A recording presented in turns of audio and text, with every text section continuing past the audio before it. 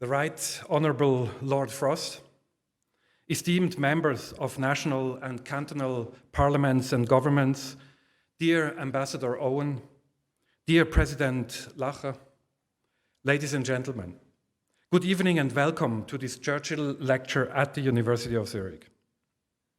Since 2005, the public Churchill lectures are regularly organized by the Europa Institute at the University of Zurich, one of the leading centers of expertise for European law in Switzerland. The aim of these lectures is to commemorate the visit of Sir Winston Churchill to Zurich in 1946. In his historic Zurich speech, which he held here in our main hall, Churchill outlined the vision of a united, peaceful and prosperous Europe, a vision that hit the headlines at the time and inspired important steps in European post-war politics, and last but not least, the foundation of the European Union.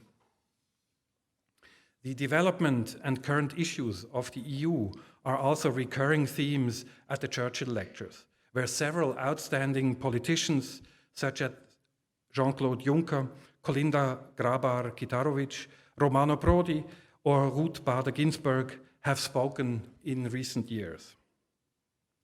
With the Right Honourable Lord Frost, the list of renowned experts who spoke at the University of Zurich is one name richer. Lord Frost is currently a member of the House of Lords of the United Kingdom, but stepped back from that position. He was a former cabinet minister as well as the chief Brexit negotiator. In the 1990s, he began his long career in international diplomacy at the Foreign Office in Brussels. In 2006, he became UK ambassador to Denmark. After that, he was appointed Great Britain's most senior trade policy official at the Department for Business, Innovation and Skills. Now, finally, allow me to conclude this introduction with an important detail, and I think Lord Frost knows exactly what's coming now. His excursion for 3 years to become the chief executive of the Scotch Whisky Association, just before joining diplomacy again at the Foreign and Commonwealth Office. In his lecture today, Lord Frost will reflect on lessons learned from Brexit and how the UK-EU relationship may develop in the future. He will also consider the broad trends in European economy in recent years, taking into account the implications of the pandemic and of environmental changes. Unfortunately, I have to say, this lecture is limited in time. I think his material is way, way more exhaustive than anything we can hear and absorb tonight. Talking of relations with the EU, Switzerland and the UK are facing similar challenges in the field of science. Universities and individual researchers in Switzerland and the UK are currently campaigning for association agreements such that our two countries can contribute to an excellence-driven European research area. Speaking for the University of Zurich and for Switzerland as a center of research, I truly welcome your support for our engagement in this urgent topic, because scientific excellence as well as innovation rely on cooperation in science. And you allow me this comment, Lord Frost, as a geographer, you may allow me to say that Europe without Switzerland and the UK is unthinkable. But before giving the stage to Lord Frost, I would like to thank Romeo Lacher, chairman of the board of directors of Julius Baer, for his support, and Andreas Kellerhals and his team of the Europa Institute for organizing this event. Lord Frost, it is our greatest pleasure to welcoming you at the University of Zurich. We are truly honored to have you here tonight, and I pass on the word to you. Thank you very much for your attention.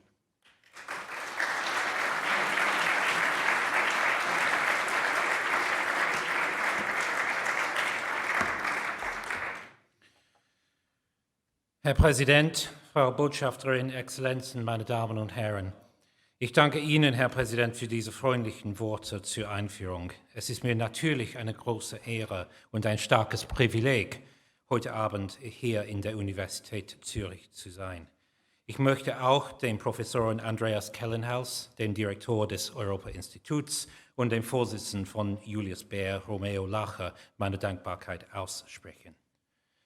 Ladies and gentlemen, As you said, Mr. President, I've only come into politics recently, and I had an excursus via a trade association, the Scotch Whisky Association, and it is a tribute to the persuasive powers of our Prime Minister, Boris Johnson, which we've seen exercised so often subsequently, that he managed to tempt me away from that job to go back into politics and the maelstrom of the last few years that has been UK politics. And I know, as somebody who has only come into politics recently, I'm standing in the footsteps of giants at this lectern, as you said, Mr. President. The greatest of them perhaps was Winston Churchill, who set out his vision for a united Europe, albeit one I think he did not envisage including Britain in his 1946 speech here. I'm sure almost every possible anecdote has been told about Churchill in these speeches over the years, but some probably bear repeating because the current context makes them even more relevant. I think, for example, of the anecdote noted by Karl Burckhardt, Swiss ambassador in Paris straight after the Second World War, who wrote to his foreign minister about a dinner with Churchill in autumn 1945. Burckhardt reported, and I quote, "Churchill bit the end off a second cigar, expanded on the Russian threat as he saw it, and then explained what Switzerland needed to do. He said, 'You have a lot of money, and with this money you must strengthen your army, because this time you might have occasion to fight.' Good advice. As so often, Churchill was prescient about the situation today." One of the other advantages I have is at the moment that I'm out of government, and I can perhaps speak a little more freely than others. And I certainly found it frustrating when I was in government to be very often told by my staff, "Careful, Minister, don't say that, Minister, you might offend somebody, be careful what you say, it might annoy people." And I was amused to discover that even Churchill had the same problem when he came to Switzerland. In the words of the then Swiss Director of Protocol, Jacques-Albert Coutard, and I quote, "Mr. Churchill told me," that's Mr. Coutard, "Mr. Churchill told me, visibly irritated, that the British Consul General in Zurich, a Mr. Cable, had written him a letter advising him not to talk about politics in his speech in Zurich, seemingly in case he upset the then left-wing city administration." And Churchill replied, "What else am I going to talk about if I don't talk about politics?" Mr. Coutard then quoted a friend of Churchill as reporting that, and I quote, "Consul Cable will soon be transferred." In the same way, what am I to talk about other than Brexit? In doing so, I draw on my experience of being in government, if not in politics, for 30 plus years, spending most of that time as a professional diplomat, close observer of Britain's policy towards Europe.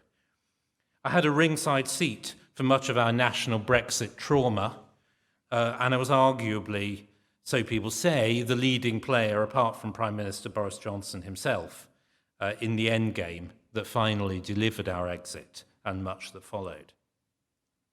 And although I've now left the government, I still see it as part of my role to explain why we took the path we did, what we hope to gain from it, and why it's the right thing for Britain and for Europe. And that's what I aim to do today. First, I will explain that Brexit is a long-term project and must be judged as such. Second, I'll look at the consequences of the bitter politics of our exit process and make some suggestions about how we might move on from that. Thirdly, and finally, I'll comment on the Ukraine crisis, of course, and draw some conclusions as to how the West overall can strengthen its position globally. In doing so, it is, of course, hard not to draw parallels between the UK's situation and that of Switzerland. We have similar attachments to our own ways of doing things. We both have slightly tense relationships with the EU at the moment, I think. We both have a problem, as you alluded to, Mr. President, with participation in the Horizon research programme, even though we both, as countries, have world-class scientific establishments. So despite these similarities, I will resist drawing analogies at every moment, though they are in the mind, of course. Because, of course, Switzerland is different, every country is different. Simple geography gives the UK choices that Switzerland doesn't have in quite the same way. And, of course, Switzerland has chosen, so far, a slightly different route to us. But I will just note that our common status as outsiders gives us a huge interest in close cooperation together. And I know that's the wish of the British government today, and it will be pursuing it very seriously. Let me move on. I've taken as the title of my speech, What is Seen and What is Not Seen. And I'm sure most of you have recognized that this is an allusion to a famous pamphlet by Frédéric Bastiat, the French economist, from that great period of French liberal economic thinking, some people might say the only period of such thinking, the July monarchy and the Second Republic and Second Empire.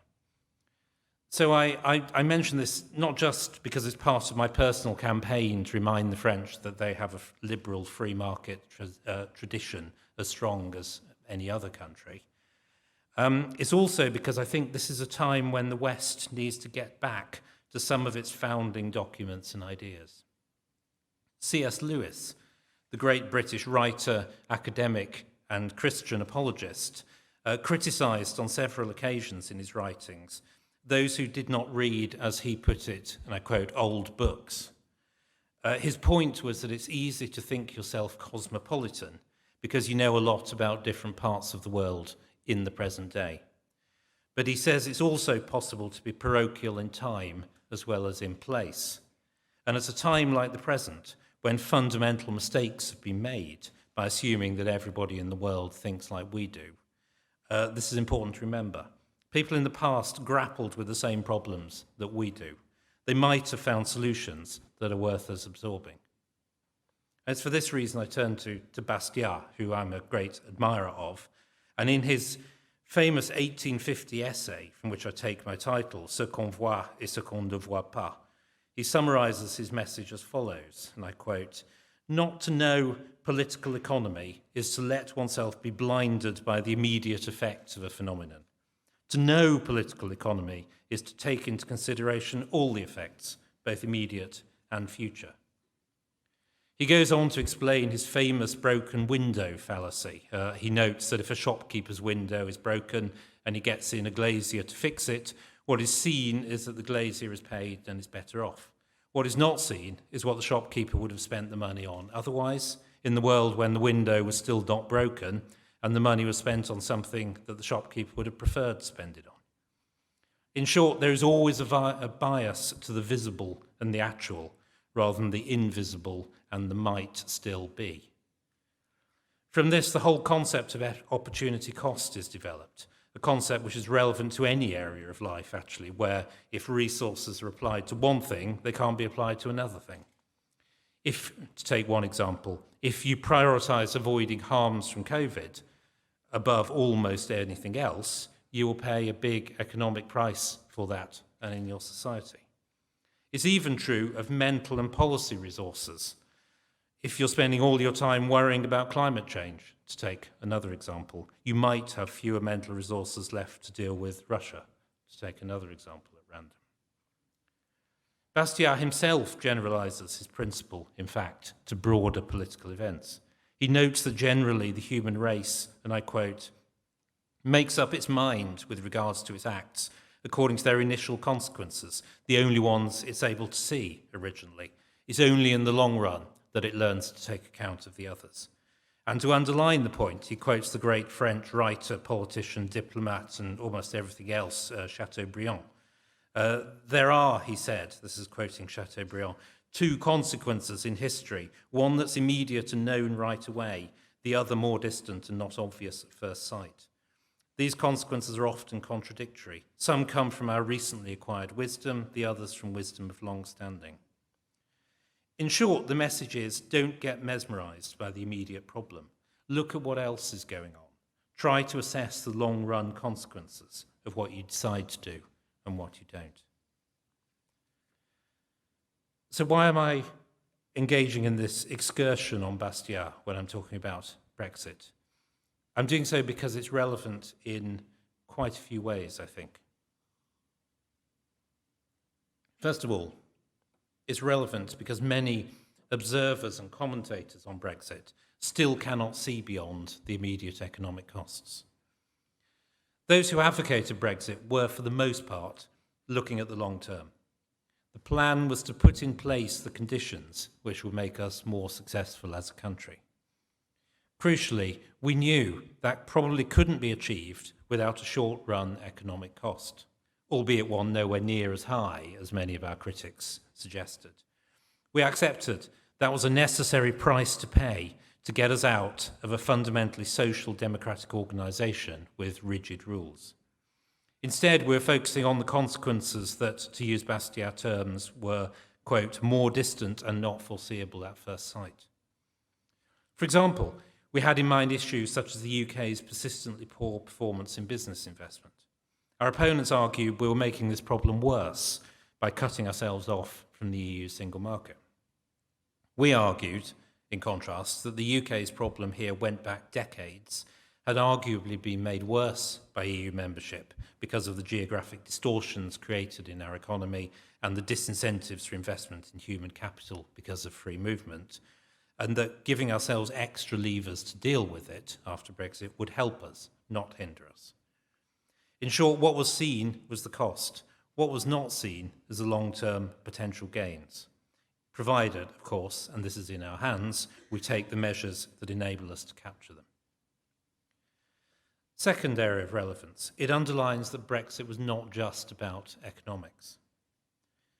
The economic numbers are seen, but the politics are taken for granted. This is about democracy. We believe that democracy is important, that running your own affairs as a country is important, that having proper debate about things rather than leaving it to a technocracy is important.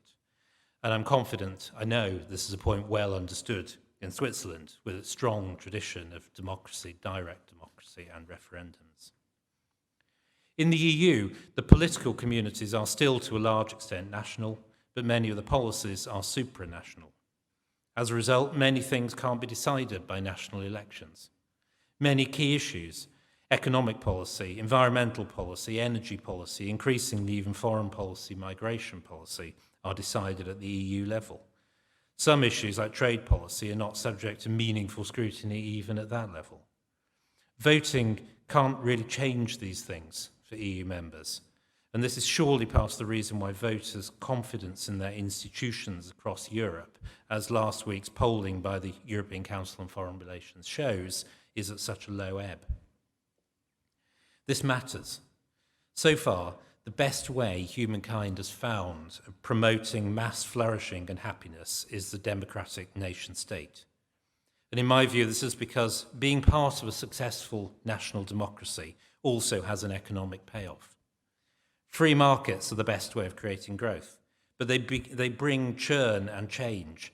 People are most likely to put up with that if they feel they're part of a successful national community in which everyone has a stake, which everyone can shape, in which everything can be debated, and where policies can be adjusted and errors corrected. That's what I hope we are trying to create or recreate in Britain.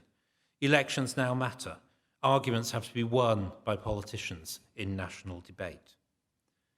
That's why I say that if the integrity of our national democracy requires a bit more paperwork at the borders, then I'm ready to pay that price. In the medium term, the value of being in a successful democratic nation state that makes its own choices far outweighs it. Third area of relevance. This way of thinking explains some key features of the negotiations to leave, in which I took so close a part. Under Boris Johnson's predecessor, Theresa May, the government seemed committed to Brexit only institutionally and formally, not economically. A sort of simulacrum of leaving. It seemed to believe Brexit brought only costs and focused on minimising them. In that, they shared the view of the EU negotiators. And indeed, Michel Barnier said on several occasions that, quote, Brexit was always a matter of damage limitation. As a result, it felt to us that the May government got into a kind of complicity with the EU negotiators. They both understood each other because they both had the same goal. And it's not surprising that things ended badly with a treaty in 2018 and 2019 that could not get through our parliament. So the Boris Johnson government, in which I was a part, couldn't get into that game. When we came in 2019, we took a different view, that the costs had to be paid, sovereignty had to be recovered so we could get on the right track for the future. We recognised we had to reset the negotiations up to that point, to make it clear that we are not complicit in the process, but standing up robustly for the UK's interests. We also understood we would have to prioritise. Our priority was to deliver the referendum result, which we did, and to achieve full freedom for the future. That we achieved for Great Britain and in many respects for Northern Ireland. Unfortunately, we couldn't achieve everything we wanted to in 2019 for Northern Ireland, but we did at least ensure that the unusual arrangements effectively imposed on us at least had to have the consent of the Northern Irish Assembly if they were to be sustained. And I'll comment a bit more on the implications of this in a moment. Again, in the free trade negotiations that followed in 2020, we again prioritised freedom for the future. I'm not sure that Michel Barnier ever quite understood that, and that was at the root of the many of the misunderstandings and confrontations we had in 2020.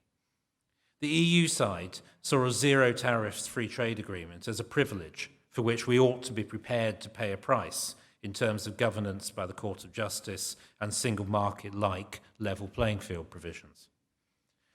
For our part, we saw zero tariffs as something highly desirable to smooth the transition out of the EU, but certainly not something for which we were prepared to pay a long-run sovereignty price.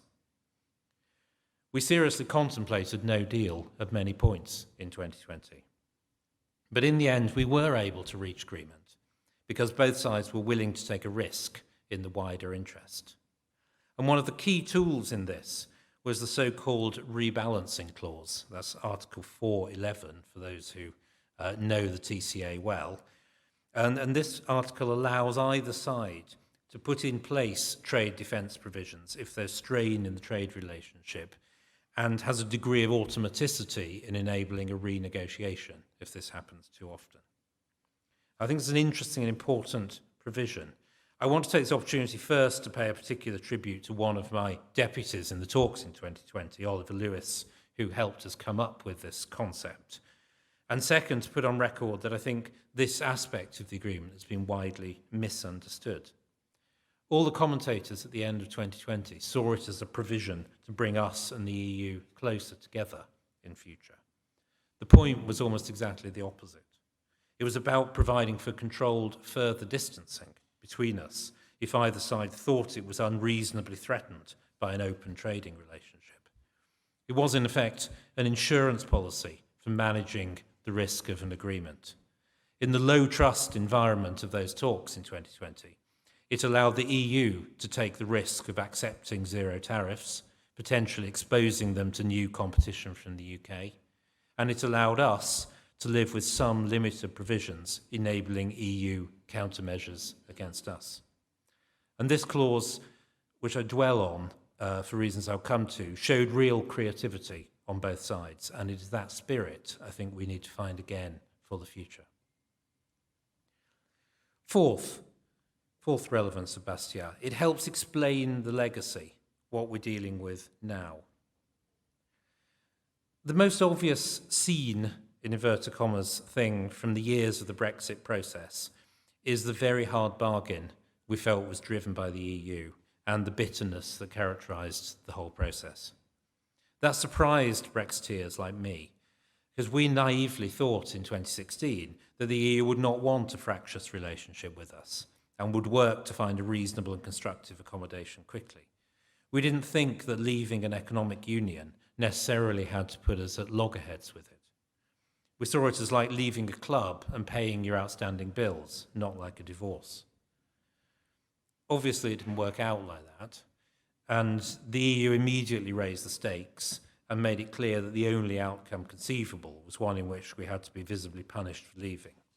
Over time in 2018 and 2019, this approach drifted into an attempt to exploit UK political divisions by some and the problems over Northern Ireland, and there's no doubt that some wish to reverse the referendum result entirely.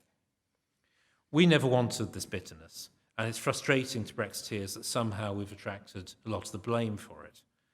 It's hard to recall now, but we actually thought at the end of 2019, when we agreed our exit terms, that the worst was over and we will be able to conduct the 2020 negotiations in a different spirit and in a friendly way. And obviously we were disabused of that. We thought the same at the end of 2020, only to see the vaccine wars and fisheries disputes continue through 2021. For sure, the EU made short-run gains in behaving this way. That's what was seen. The long-run effect of this behaviour is what's not seen, and the EU's determination to maximise the short-run gains has created problems for us both. Most Brexiteers were not hostile to the EU in the beginning. They didn't want to see the whole European project collapse. They just wanted something different for the UK. The result of the last few years is that many of them now often are hostile, and that makes getting things right again between us and the EU a lot harder. Equally, there is unfortunately a faction of unreconciled Remainers which sees Brexit as the root of everything bad that has happened since, including in the mind of some apparently Russia's invasion of Ukraine, and can't stop being angry about it. This bad feeling is going to take time to dissipate, and unfortunately it's still shaping British politics. And if you don't believe me, look at the way arguments over the coronavirus developed. In 2020, the different views on handling the pandemic were not aligned on the Brexit division, and indeed lots of people commented on that fact at the time.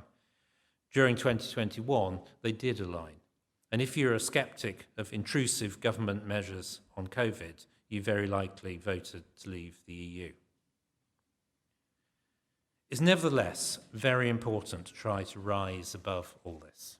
And ladies and gentlemen, my message today is that it really is time to move on.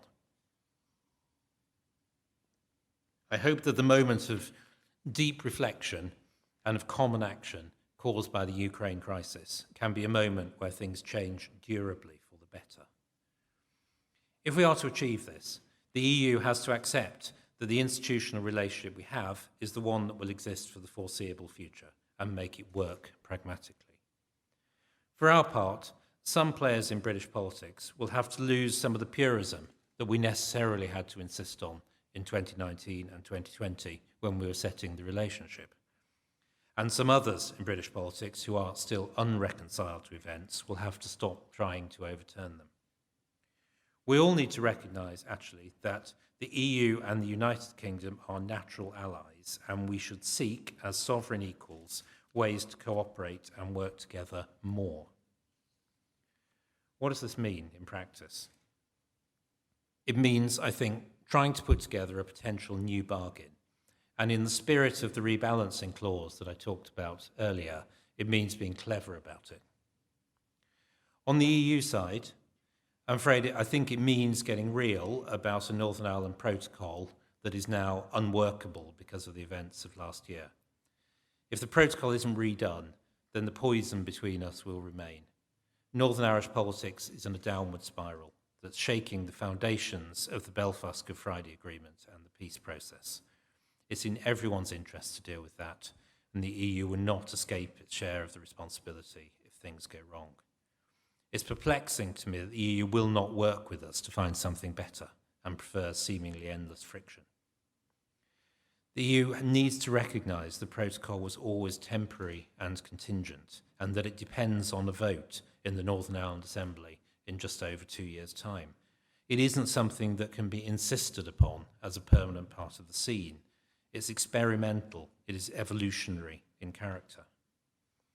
It's not realistic to imagine that the EU can indefinitely carry on making laws for Northern Ireland with no say for the people who live there and with arguments settled in the EU's court.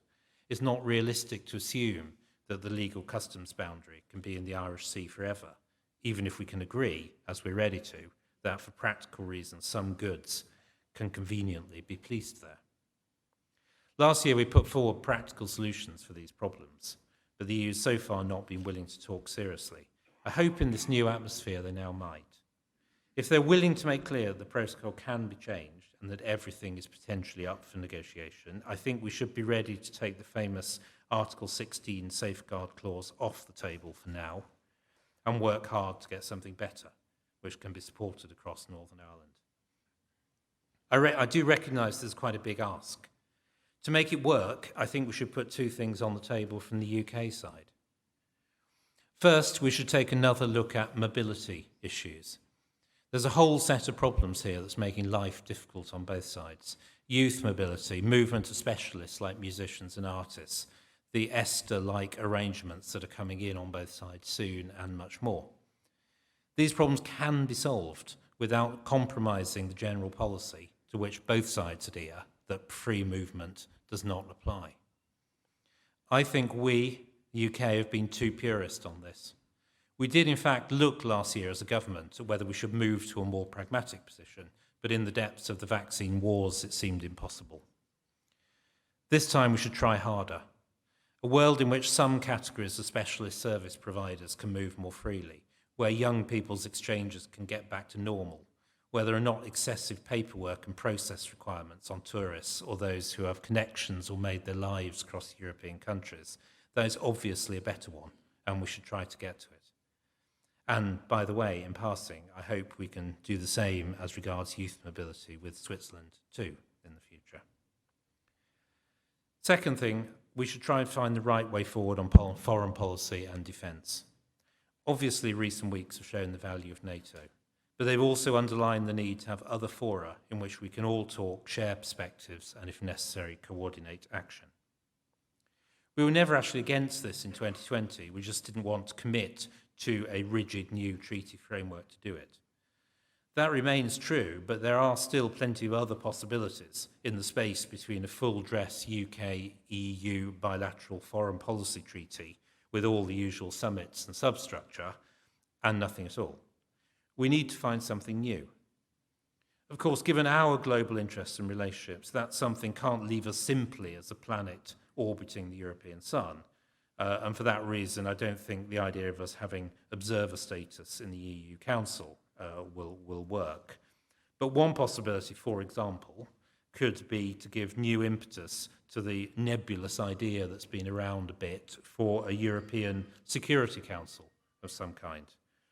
Another possibility is an MOU, which enables greater contact in a systematized way from council level down.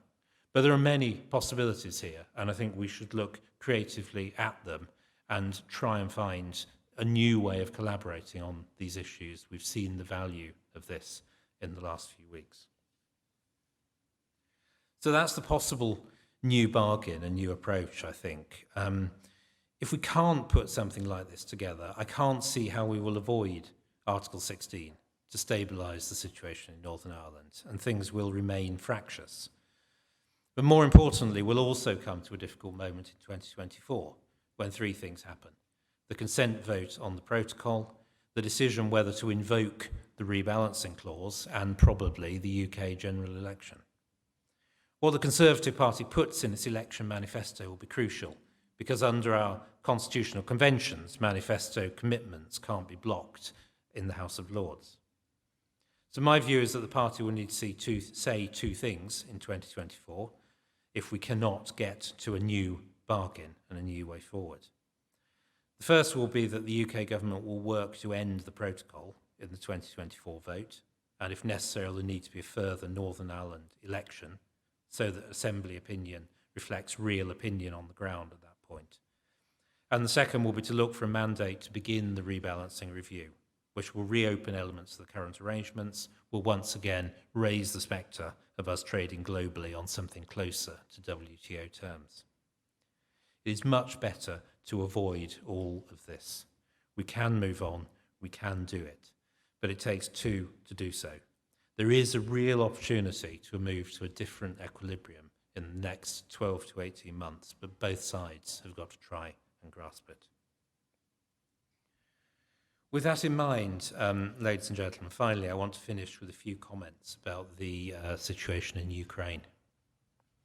In doing so, I want first to put on record the British government's appreciation, which I know is felt by the government, for the position taken by Switzerland in standing up for freedom and in applying sanctions, and for understanding this is consistent with active neutrality. It's very much appreciated.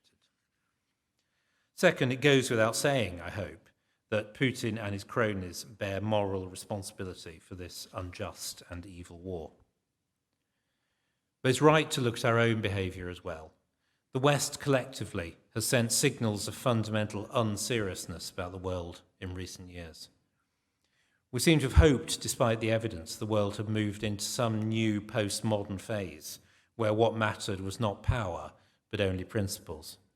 We thought we could cut defence spending, make ourselves dependent on others' energy, and play around at virtue signalling diplomacy without any serious consequences. I return once again to Bastiat, who commented, and I quote, "Often the sweeter the first fruit of a habit, the more bitter are those that follow. So when someone, touched by some effect that can be seen, has not yet learned to discern those that are not seen, they give way to disastrous habits, not just through inclination, but deliberately." Who can not apply those words to the behaviour of the West in recent years? In appeasing Greta Thunberg, we very nearly gave a free pass to Vladimir Putin. It's excellent that things are now changing. We have surprised Putin with our robust response. The West generally, and the UK government specifically, I think, has got most things right so far. So I hope this is a genuine Zeitenwende, to use the German term. As so often, the West may be slow to awake, but it's powerful when it does so, and has huge moral strengths to draw upon when it acts. And those strengths find an echo in the huge courage of those Russians who have dared to protest against the actions of their government.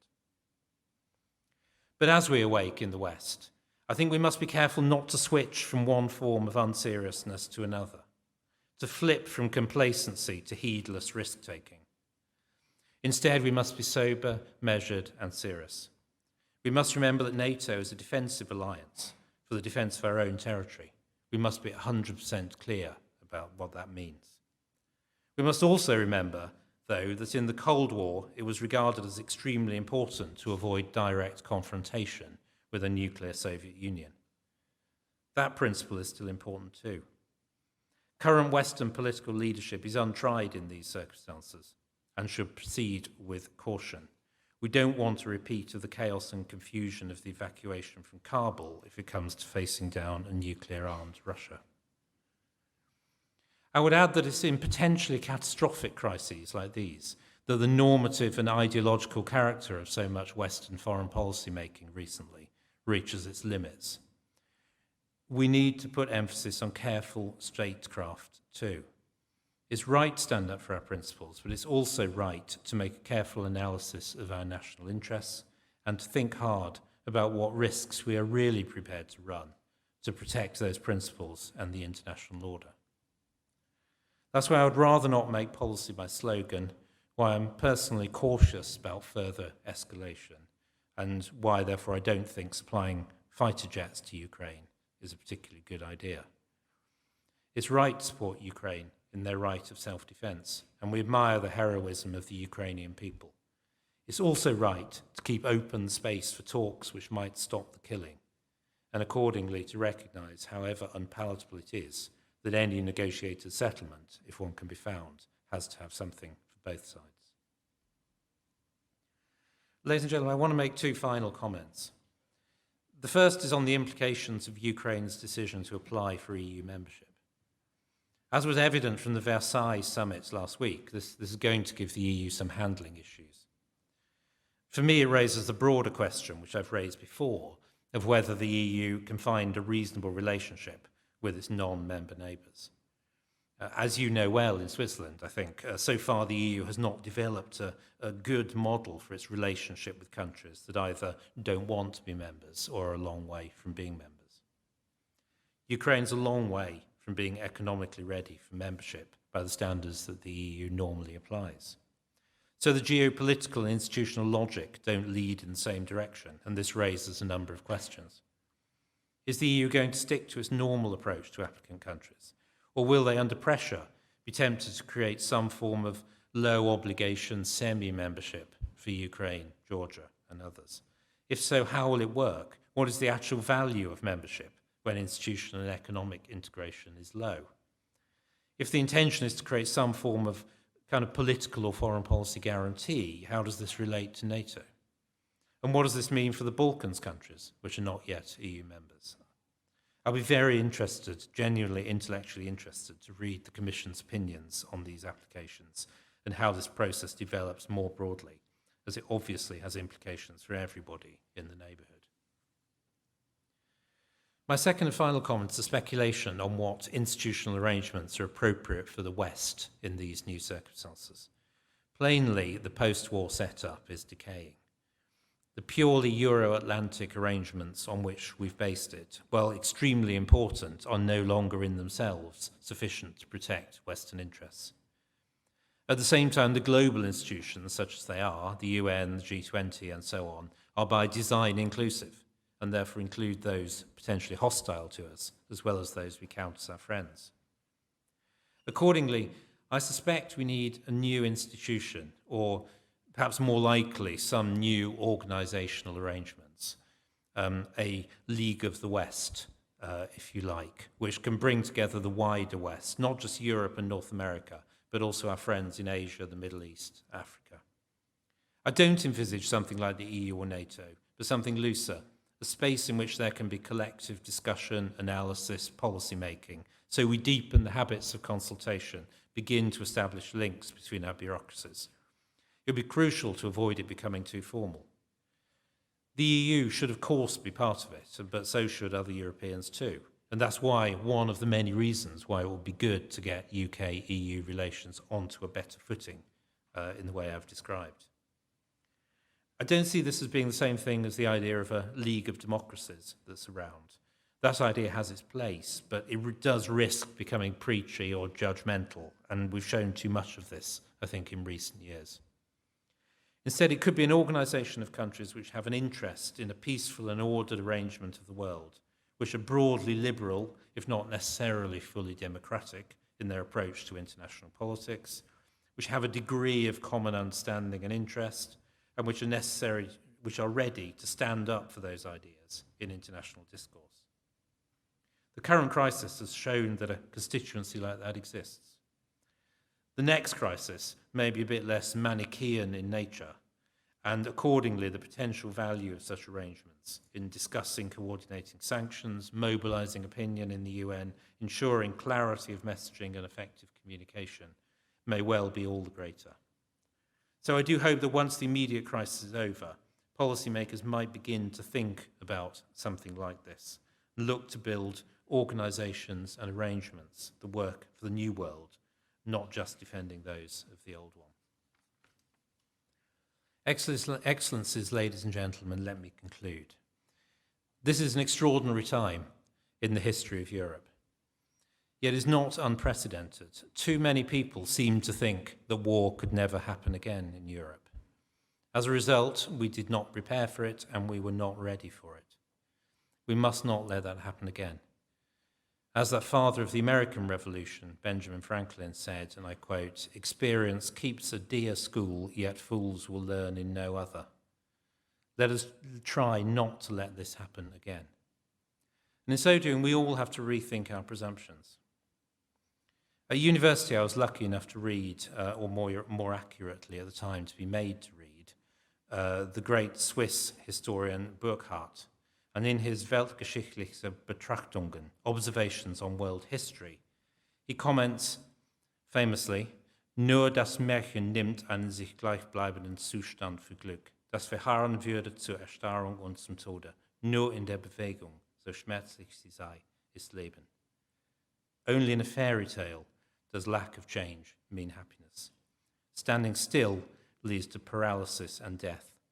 Only in movement, no matter how painful, is their life. In that spirit, let's look beyond the immediate and the comfortable. Let's rebuild relations across this continent. Let's be robust in resisting those who want to do us harm, and let's begin the process of putting the West back together. Thank you very much.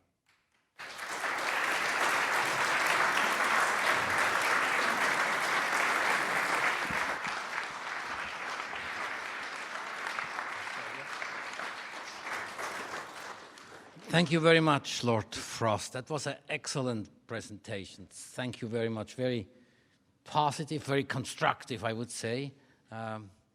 After this long struggle, or maybe even battle, right, you had, even at home, over Brexit, where I think many people still have kind of, you addressed that, of course, have strange feelings maybe and are not settled yet. So thank you very much. It was a great presentation.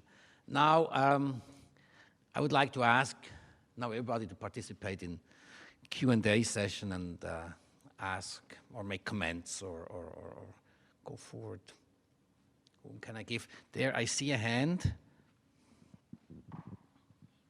I must say it was quite an extraordinary speech because hadn't there been graphics church behind you, I almost thought it was named after Neville Chamberlain because he was very sympathetic to the plight of Czechoslovakia when he gave it away to Hitler.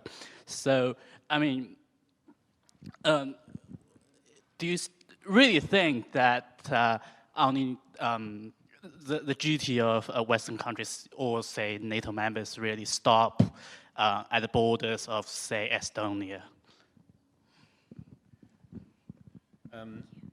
The duty doesn't stop. The military alliance does, and NATO is a military alliance for the defence of its members, and it must mean something to be a member of that alliance or not to be a member of that alliance. The duty goes beyond it, and of course that's why we are doing so much to supply defensive weaponry to Ukraine, and the UK government obviously has been at the forefront of that.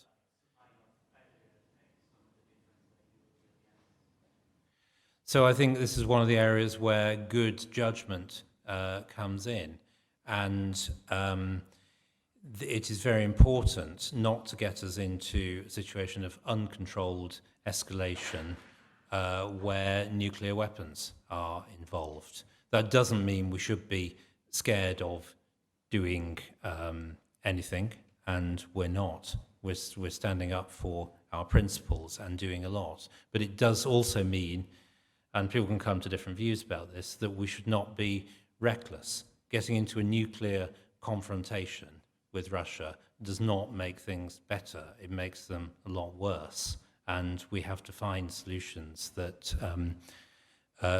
don't run that risk in a serious way. Not every foreign policy question is like the Munich Agreement and Czechoslovakia, and we have to be sophisticated, I think, in the way we look at this. Just have one more comeback at this. I mean, Michael McFaul, the Obama's ambassador to Russia, who's by no one's ideas of a non-reckless person, say he's for supplying Ukraine with meat fighter jets. And what do you think? I'll have to say you disagree with I think it's okay. Please, you go ahead. Yes, sorry, I didn't catch all of it, but the point was the fighter jets. Is that what you're... No, I was saying that Michael McFaul, who was Obama's ambassador to Russia, he was for supplying with fighter jets. And I suppose I can only say, yeah, you disagree with him. And, well, you don't have to comment on this, I suppose. So I think, I mean, you can find distinguished figures on both sides of this argument, I think, in the US and elsewhere, and it's right that it's fully debated because this is extremely serious stuff, and the room for misjudgment is very limited. One of the tricky things, in a way, that hasn't been completely solved is this Northern Ireland problem, right? And you mentioned that at least in your views, this was the protocol was just a temporary solution, and you called now on the EU to recognize reality in a way, right? And get back to a new, ready for a new, another different solution. And probably not so easy, right? Seeing how the EU has reacted to all those comments. Would there also be another solution in a way, or how would you see that, in a way that reunification of Ireland? That would solve the problem too, wouldn't it? So the Good Friday Agreement addressed that question, and it makes it clear that if it's clear that there is a majority in Northern Ireland for potentially reunification, there should be a referendum. So the provisions for that are clear. There isn't anything like that at the moment. The polling suggests that 65-70% of people in Northern Ireland are happy being part of the United Kingdom. And it's in our interest to keep it like that. So I think the idea of reunification is reached for by people who don't necessarily get all the complexities, and the fact that the complexities exist is why we have to find solutions that respect the balance, that respect the balance of the Good Friday Agreement, which is trying to keep everybody satisfied. But aren't you also a little bit afraid that this percentage could change, in a couple of years, because now you have problems coming up in Northern Ireland? People are not happy about the solution. You, in a way, have negotiated, right? So yeah, I mean, I think the protocol was a delicately balanced solution agreed in extremely difficult circumstances where we didn't have a no-deal option. We only had an option of agreeing something, and there's certainly stuff in the protocol that we thought was risky, and we've been proved right on that. I don't think there's a risk to Northern Ireland's status in the United Kingdom. I think the advantages of it are great and seen by a wide majority in Northern Ireland. Thank you. Are there further questions, please, from the audience? Comments? I see a hand. First here, that lady, and then afterwards, the gentleman behind. Thank you. When you compared Switzerland and Britain early on in your speech, you omitted to mention the difference in size of our countries. On one side, there's a small country who understandably is anxious about joining a large organization.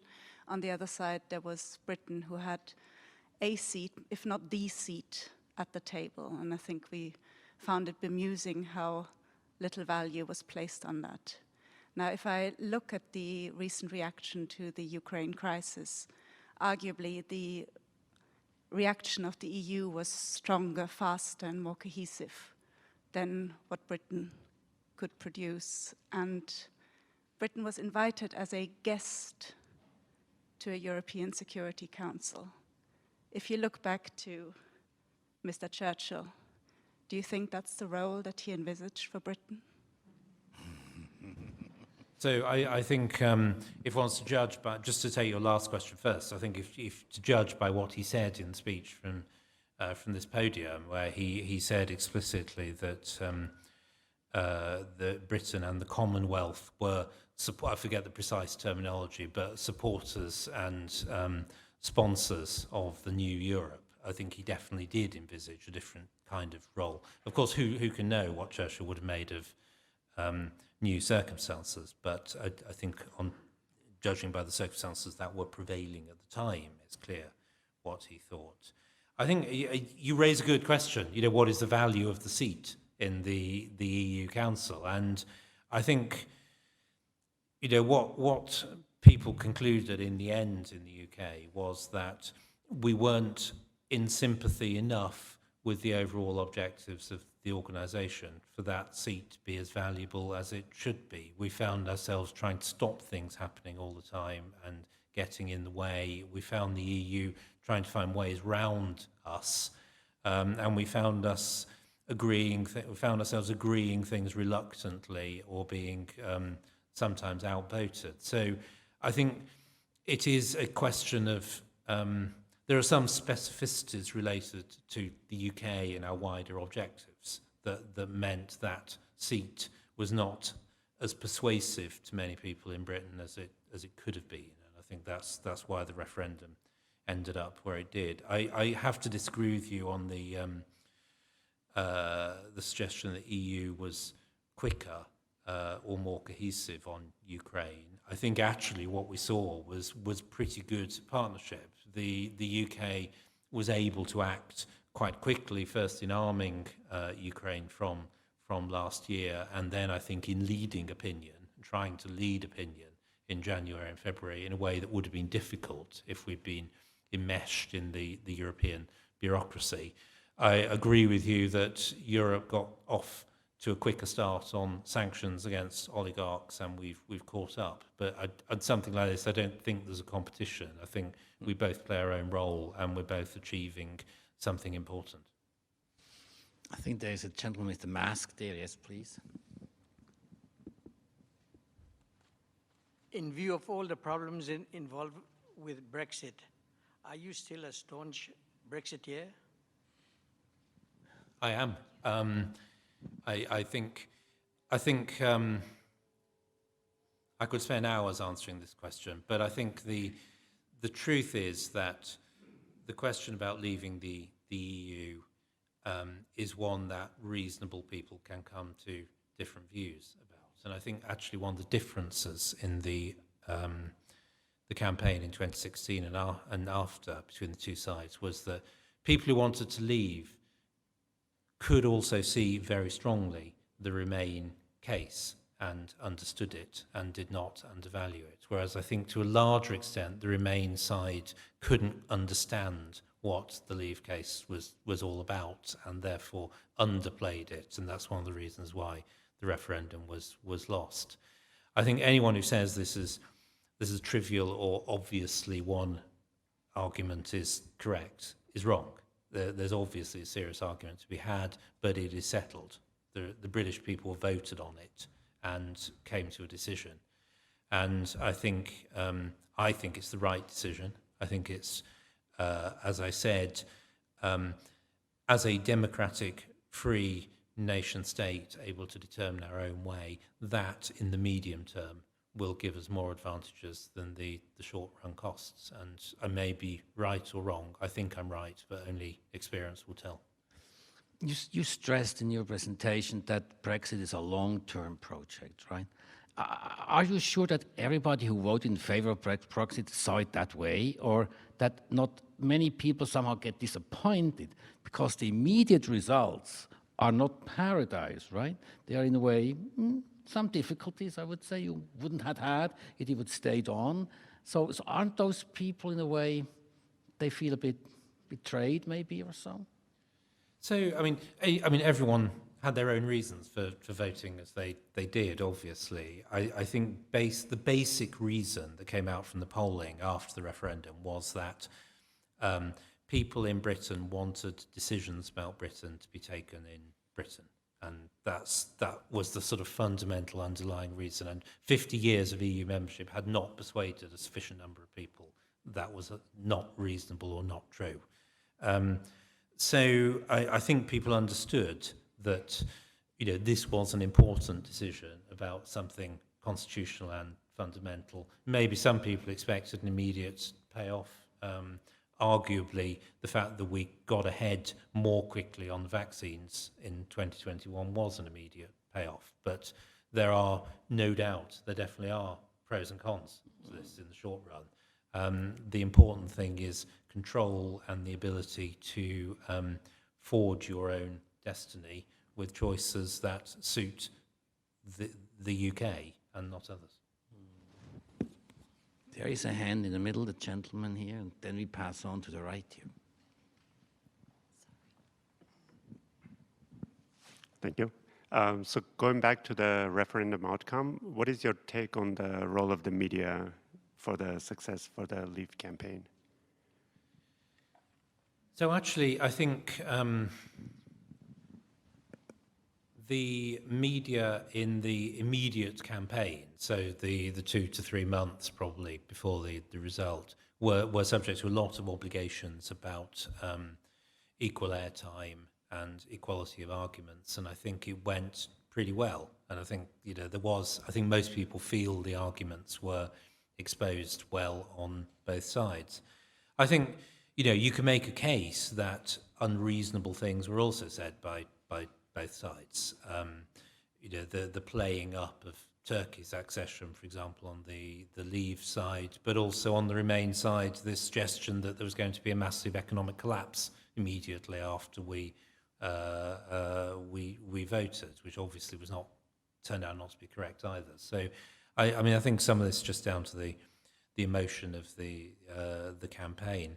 So I think we were, to be honest, pretty well served by the media during the referendum campaign. I think the arguments came across generally pretty well. And obviously I don't give any space to those who think from one side or the other there was any kind of sort of manipulation or, foreign powers or any of that. I think it's all proven not to be the case. The arguments were put fairly, and one side won. Please, there's a hand here, please. Thank you. What is at stake in Ukraine is undoubtedly the right of the people to decide themselves for the future, for their future. The very important issue is how is this intention, this decision made? And if I am allowed to return to your issue of your referendum, I cannot help but stress the fact that not only in England, but not only in Switzerland, but in the world, the impression was that this decision was rushed, made without serious debates during the student holidays, and I was very much astonished is that 2 years later, where the issue had been fully debated and the impression was the turnout would be very different, there was not an attempt to call upon the people to get their maybe new attitude. I see that as a mistake, a failure of democracy. I understand you do not, but isn't it so? I mean, we Swiss, we are used to making votes 4 times a year on many subjects. Your people are not used to making these decisions. It was very much a sign of revenge, of anger, and I think the issue would have demanded a much more severe debate all around. Thank you. So there's a lot in that. I think, the fundamental reason that there wasn't a second referendum is that both sides in 2016 said, this is it. Whatever you vote, we will implement your choice. Everyone was voting on that basis, that this is the referendum that decides it. And I think to have gone back to the people 2 or 3 years later for another shot at it would have been extraordinarily corrosive of trust in the political class in Britain. Our constitution was already being shredded in 2018 and 2019 as a parliament took control of the legislature and the government as regards the Brexit negotiations in a completely unprecedented way. And given the mess that was being made of the exit at the time, I don't find it's not that surprising that some of the polls showed a degree of doubt about it. But I think this decision was well taken, properly argued. And I do think that if after 50 years of membership in a campaign where every single establishment figure and every single organisation in Britain pretty well, plus most of the international community, said you should vote one way, and yet people voted the other way. That is a sign of settled will and thought about the questions, not of triviality. So that's why I think it was a serious decision, seriously taken, and it was so important that we implemented it in 2019, accepted there were some trade-offs, couldn't do everything we wanted, but we had to re-establish confidence and trust and the ability to stand by decisions that were taken. You probably know that Prime Minister Boris Johnson doesn't have a great press over here on the continent, right? He is very often seen as a gambler, or doesn't, go always with the truth and things like that. What, in your views, was the important input or leadership Boris Johnson gave in the Brexit debate? So I'm a big admirer of Boris Johnson, obviously. He has his weaknesses, and who doesn't? But he's an extraordinary thinker about things, and he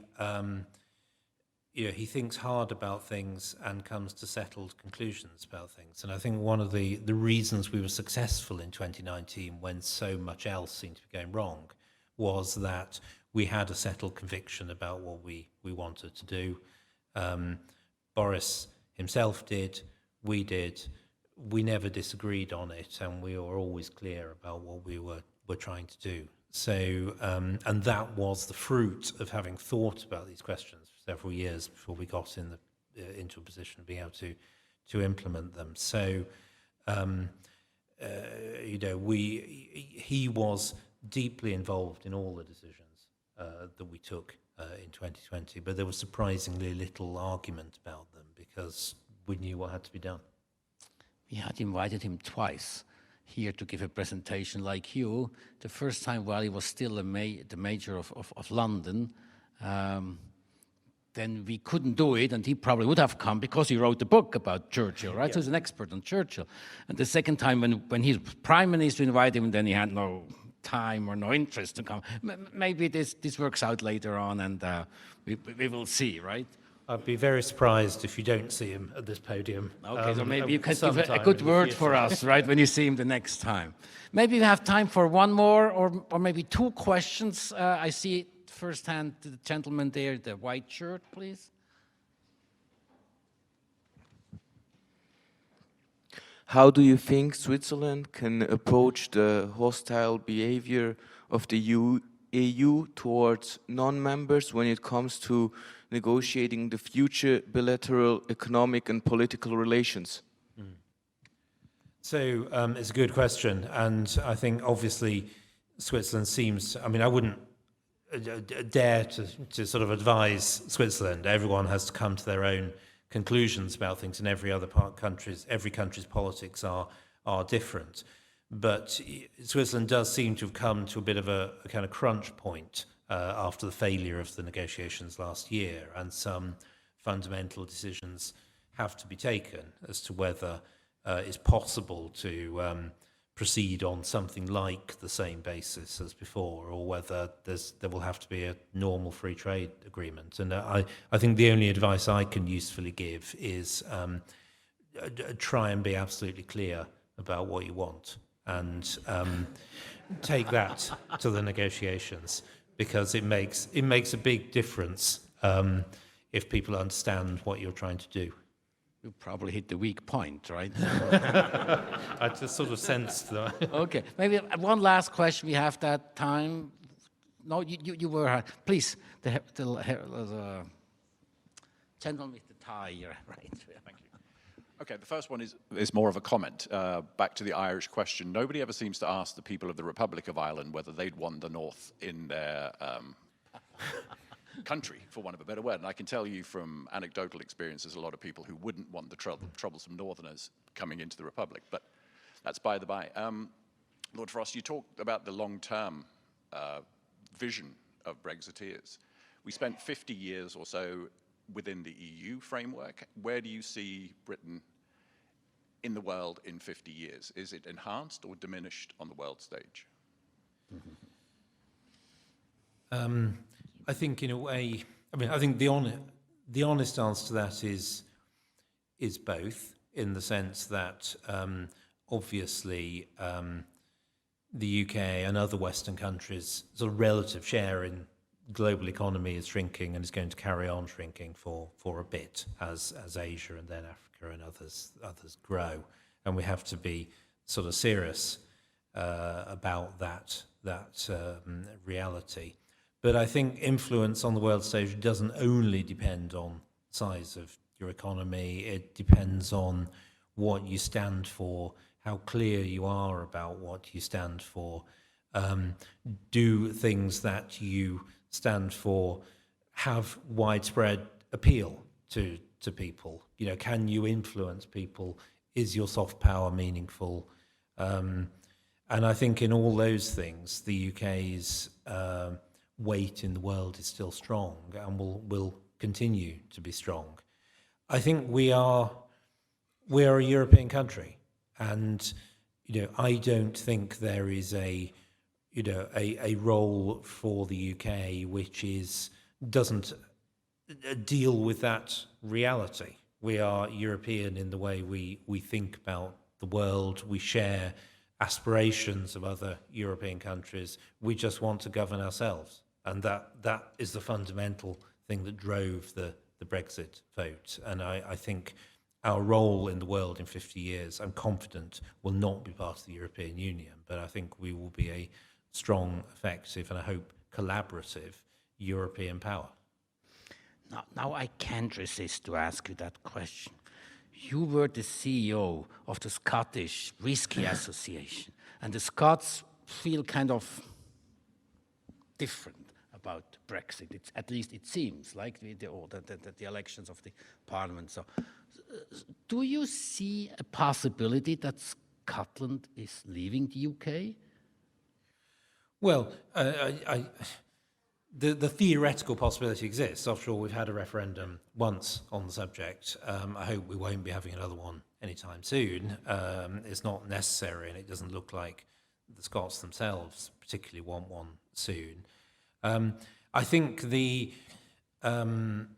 advantages for Scotland of being part of the United Kingdom have grown since Brexit. The trade-offs of not being part of the UK have got more complicated for Scotland. But I think in the end, these things are about a kind of emotion and identity as much as economics. And as I was hinting at the start, I think we've sort of let the UK nation state weaken a bit over the years, and we're seeing some of the consequences. And now we must strengthen democracy, we must strengthen cohesion, we must strengthen the sense that we are all in it together for our common success. And if we can do that, then I think there's no risk. That means more central government, or? It doesn't necessarily mean more central government, though I personally think we've let devolution go a bit far in places. But I'm certainly not in favour of getting rid of it. I think it's a question of how you... it's a question of political narrative as much as anything else. And in my view, the UK central government has allowed the Scottish Nationalist Party to define the narrative, to behave as if it already is an independent country, to say that the good things that happen in Scotland are due to the Scottish government and all the bad stuff is due to the UK government. And we haven't really challenged that because attention's been elsewhere, and it's not how we are. But I think we do now need to develop a sort of stronger narrative that says, we all have much more in common than things that divide us. We're all reliant on the fiscal power of the UK Treasury. We all have family connections that are totally impossible to unwind across the United Kingdom. This is one country, and I think if we can get that argument is beginning to be made, but it needs to be made with more power, more emotion, more oomph behind it, and then it'll succeed. Vielen Dank. I now pass the microphone to Romeo Lache for the conclusion remarks. Thank you very much. Thank you.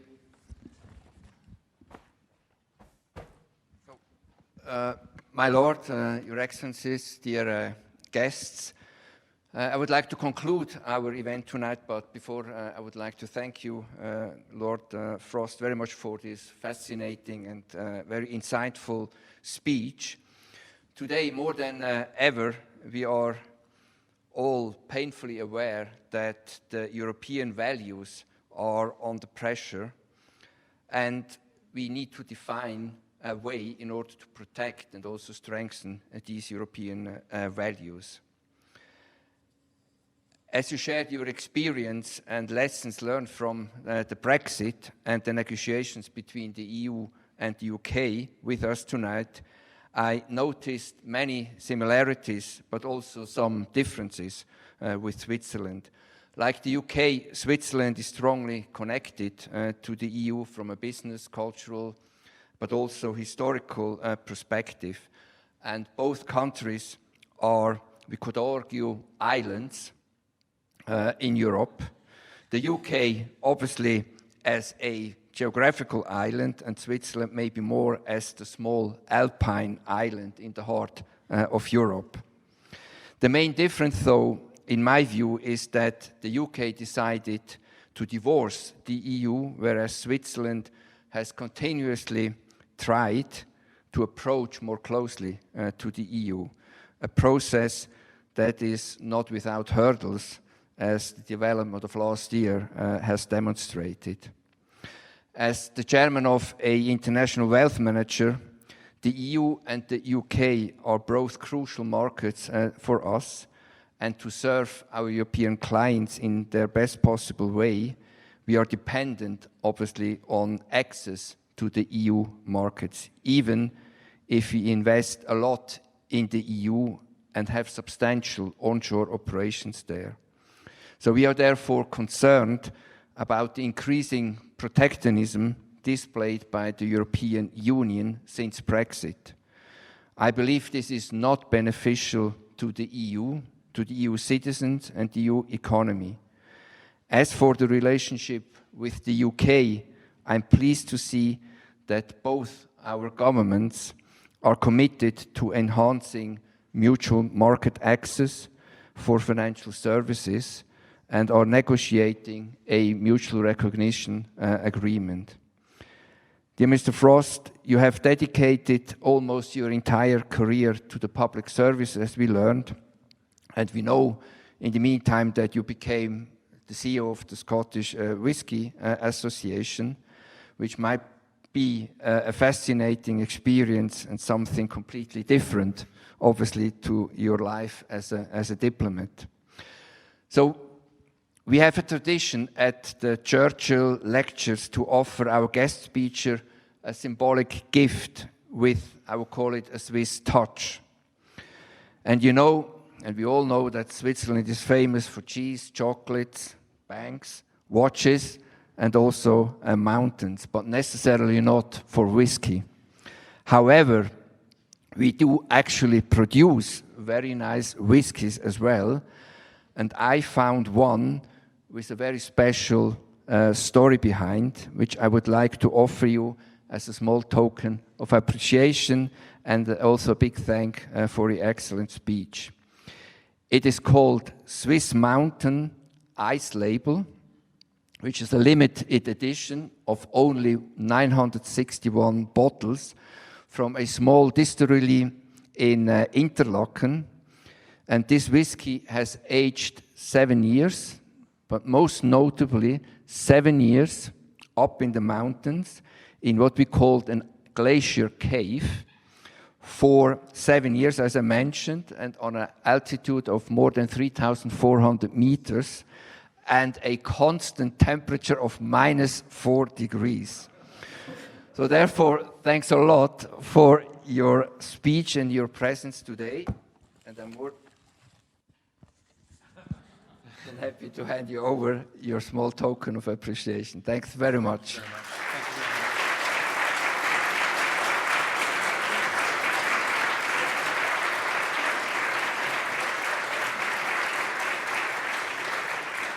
So, thank you very much also for attending our event today, dear guests and friends, and thank you very much for accepting our invitation. I wish you a very nice evening, and I do hope to see you soon again at the next Churchill lecture. Thank you for coming.